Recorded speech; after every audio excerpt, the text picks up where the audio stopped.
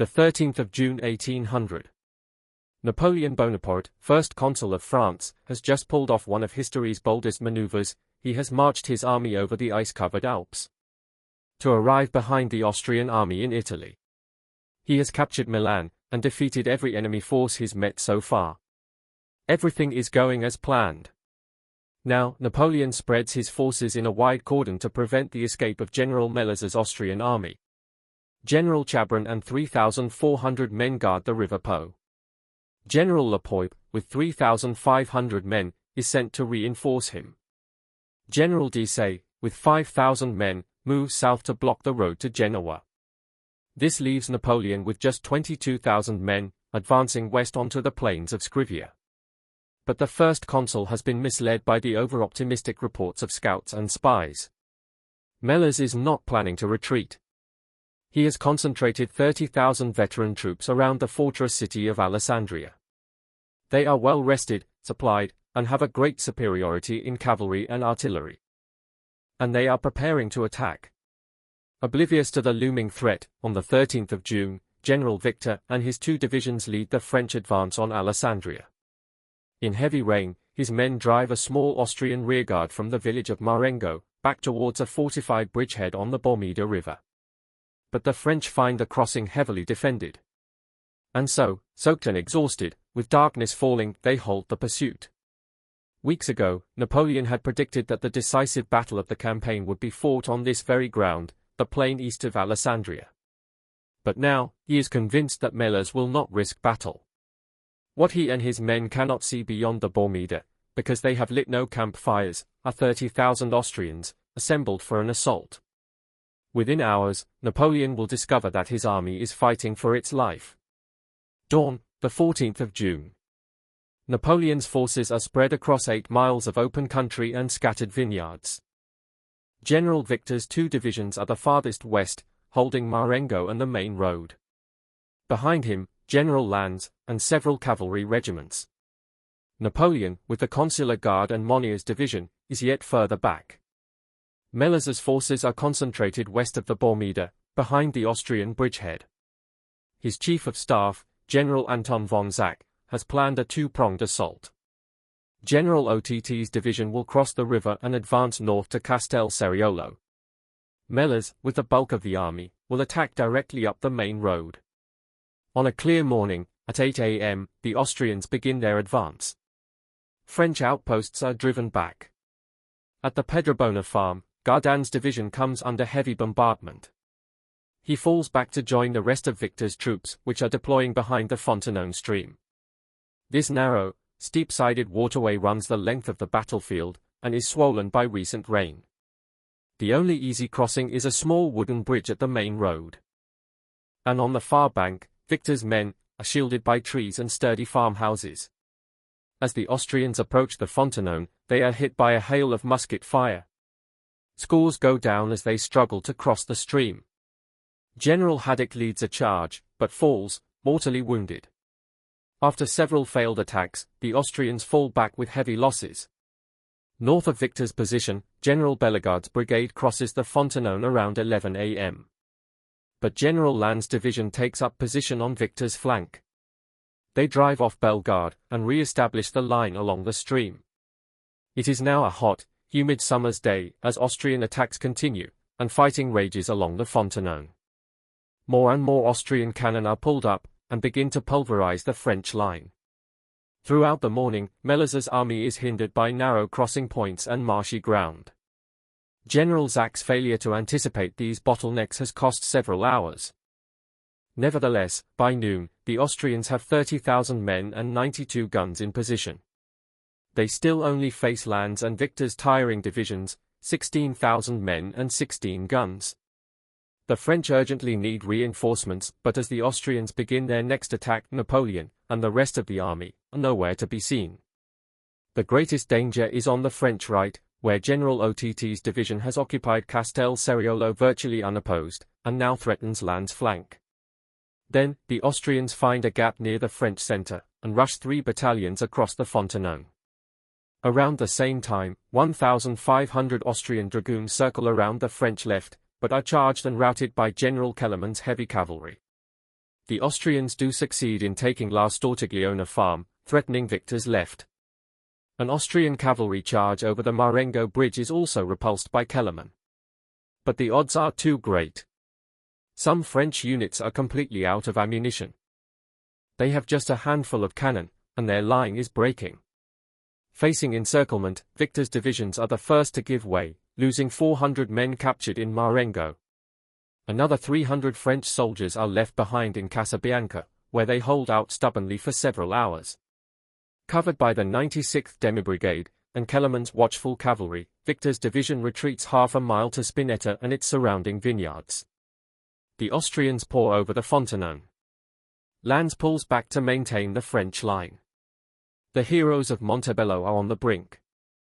When the Austrian attack began, Napoleon was 7 miles away at his headquarters in Torre Garofoli. Although he could hear the distant thunder of cannon, he did not grasp its full significance, and remained focused on blocking the Austrians' escape. Only at 11 a.m. did reports arrive, to reveal the gravity of the situation. Napoleon knows there is not a moment to lose. He scrawls an order to Desaix, who is sent to cut off the Austrian retreat, and is now 4 miles away. I had thought to attack the enemy, they have attacked me, come, in the name of God, if you still can. He sends the same order to General La Poypie.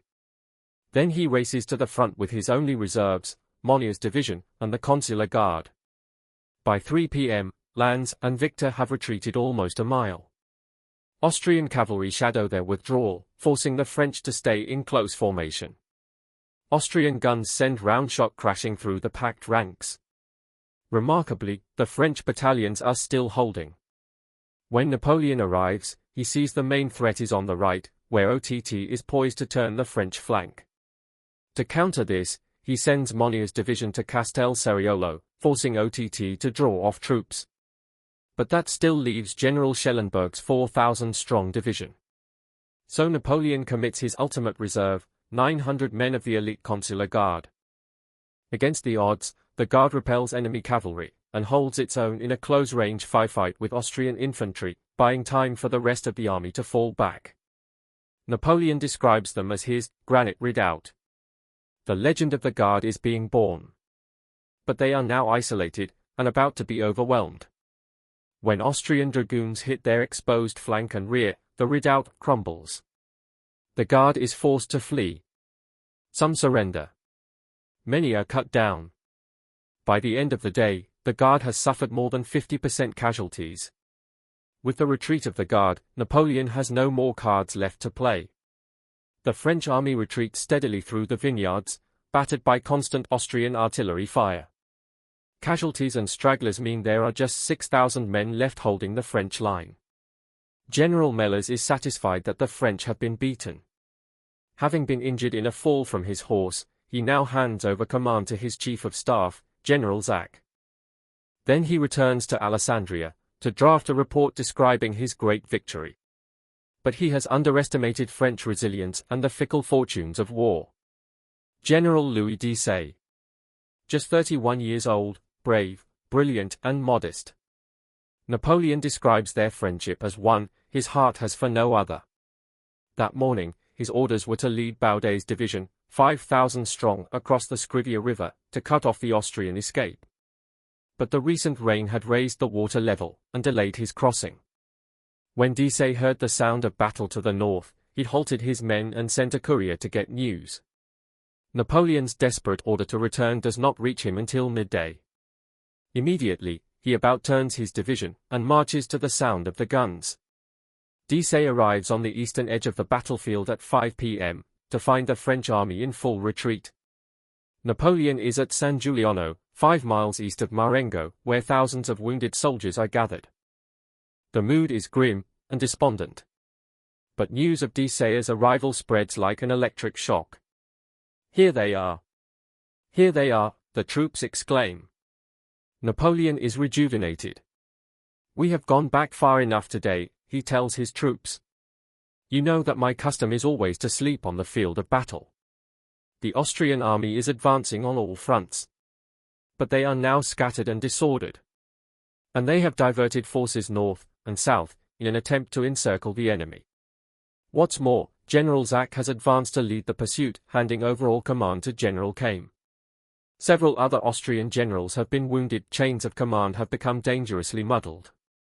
Using Desailly's fresh troops, Napoleon now prepares a last-ditch counterattack, with all the supporting forces he can rally. General Marmont concentrates all the available guns, 18 of them, to blast the Austrians. Then, with the 9th Light Demi Brigade in the lead, the attack begins. The rapid fire of these experienced skirmishers staggers the Austrian advance. General Zach orders up more artillery, and sends forward his elite grenadiers. The 9th Light falls back. To the Austrians, it seems the French are retreating once more. Suddenly, they are blindsided by the rest of Desailly's fresh troops, emerging without warning through the vineyards. Desailly joins the 9th Light, and leads them forward in a bayonet charge. At this moment, he is shot through the heart and killed instantly.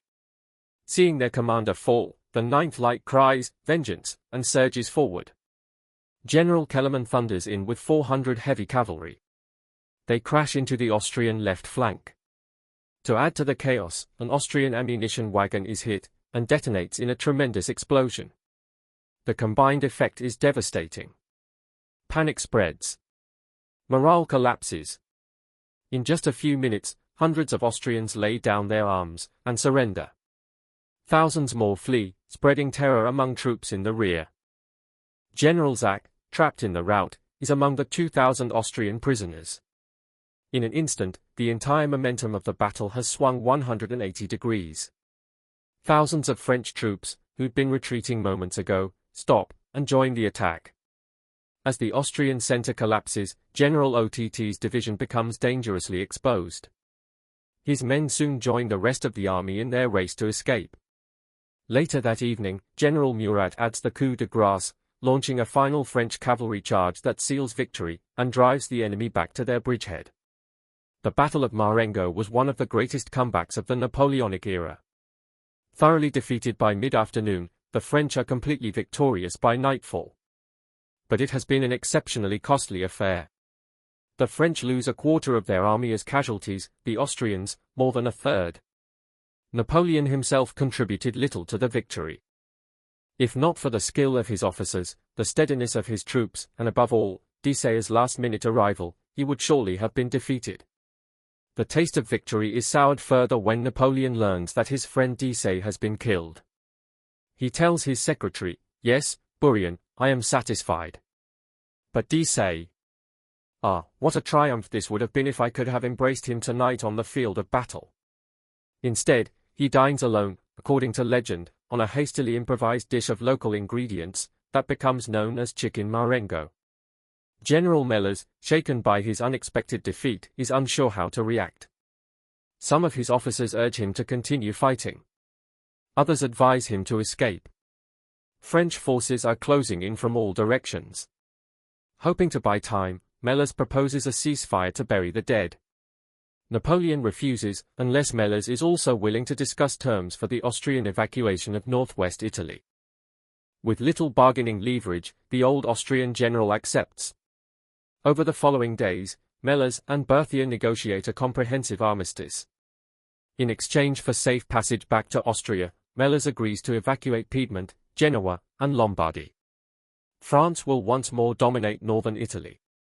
Napoleon has achieved his victory and cemented his position as France's new head of state. What's more, the near-miraculous manner of his victory assures him, more than ever, of his own special destiny. The gods of war and fortune are with him. What limit can there be to his accomplishments? That winter, Moreau inflicts a second crushing defeat on the Austrians. At the Battle of Hohenlinden. Defeated in Italy, and now Germany too, Austria finally sues for peace. The subsequent Treaty of Luneville sees the French frontier advance to the River Rhine. In Italy, French client republics are officially recognized by Austria, and the following year, France annexes Piedmont. France is now larger and stronger than at any time since the reign of Charlemagne, 1,000 years ago. She has just one remaining enemy, Great Britain. In 1801, British victories at Alexandria and Copenhagen drive home the fact that France cannot challenge Britain at sea, nor abroad.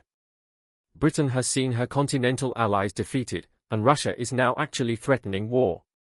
She has no prospect of building another coalition to challenge France on land. Both sides are exhausted by war. The result, after months of negotiation, peace.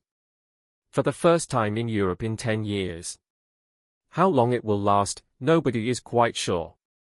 Do you think you could replicate Napoleon's glory at Marengo? Perhaps your command could have won a more decisive French victory, or maybe, saved the day for the Allies? Well, with Wargame Design Studios at Campaign Marengo, you have the chance to refight this famous battle and test your skills as a Napoleonic commander. Campaign Marengo is a hex-based wargame that puts you in charge of French or Austrian forces. Its unrivaled historical detail and comprehensive recreation of Napoleonic battle tactics creates a truly immersive and challenging experience. Take control of your infantry, cavalry, artillery, and other specialist units, set their formations, maneuver them into position, and rout the enemy. In Campaign Marengo you can play against the computer or take on other players. And the game doesn't just include Marengo, but also the battles leading up to it, as well as Napoleon's glorious 1796 campaign in northern Italy. 24 unique battlefields in total, and a plethora of different scenarios to explore, ensuring hours of varied gameplay. Head over to wargames.com/pages/epic-history to buy Campaign Marengo for just $29.97, that's 25% off for Epic History viewers. Just use the discount code provided on the landing page. Your purchase includes the full game, as well as detailed orders of battle, extensive documentation, and a scenario editor to build your own battles. And the Campaign Marengo is not the only fantastic offering from Wargame Design Studio. Their huge catalog of strategy games includes more than a dozen Napoleonic campaigns, as well as a huge selection of other conflicts, from musket and pike battles right up to naval and aerial conflicts of the 20th century.